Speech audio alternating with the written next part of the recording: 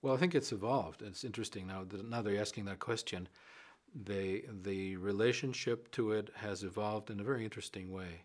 I used to relate to it in the way that it was presented to me. There is a plant that has a very loving and unique consciousness, that has a certain intelligence that comes and gifts me with something. And that was a nice model to begin with, and I accepted that model, and I think it helped me to be receptive to the experiences that came. And so it began from that, and what happened, I think, in my work with ayahuasca, and I've done probably maybe 100 ceremonies with ayahuasca by now over the years, is that I went to the ayahuasca work looking for healing.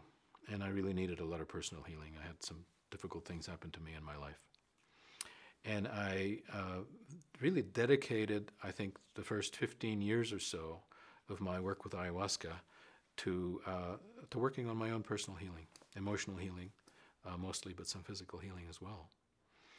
And at some point, that kind of evolved, and it also was kind of parallel to my relationship with the path of non-duality. And so at some point, when I continued to use the ayahuasca, it was not like something that needed to be healed came up for healing, but it was more that a certain other kind of teaching came up.